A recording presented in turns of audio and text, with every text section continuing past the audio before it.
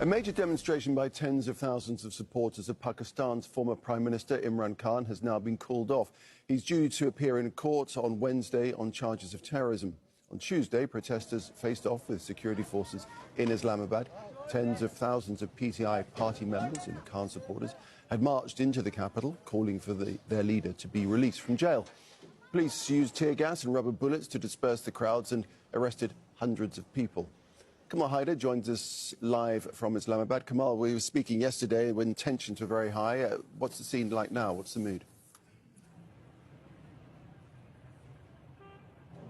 Well, right now, some of the roads are being opened, but there is a mood of gloom because of what happened last night when the state used its full force to crush those protesters and force them to disperse. There was tear gassing for several hours.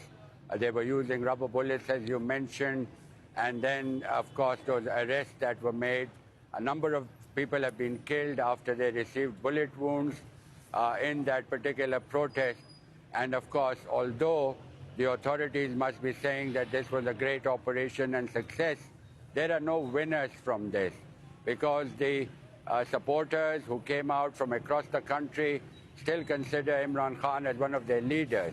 But there was bitter disappointment in the quality of the leadership, which did not lead from the front. It was the poor protesters who were left at the mercy of the police and the rangers, and of course on the receiving end. So indeed there will be question marks as to why this happened. The government said these were armed protesters, but we did not see any evidence of any arms being carried by the protesters.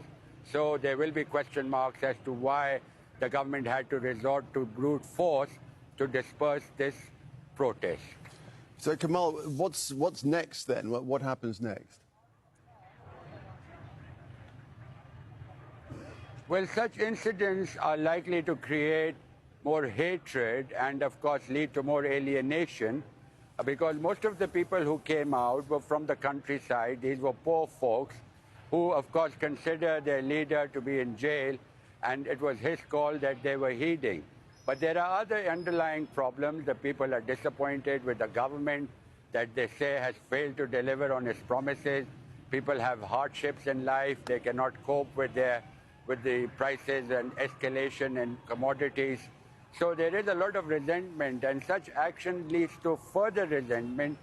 Most people, of course, will say that it's not over, that this could have serious ramifications for Pakistan's political stability, because every time force is used, it backfires. And so we will find out as to whether the party has learned anything from this, whether the government has learned anything from this. But the bottom line is there are no winners. Indeed. Kamal, thanks for that update. Kamal Haider reporting there from Islamabad.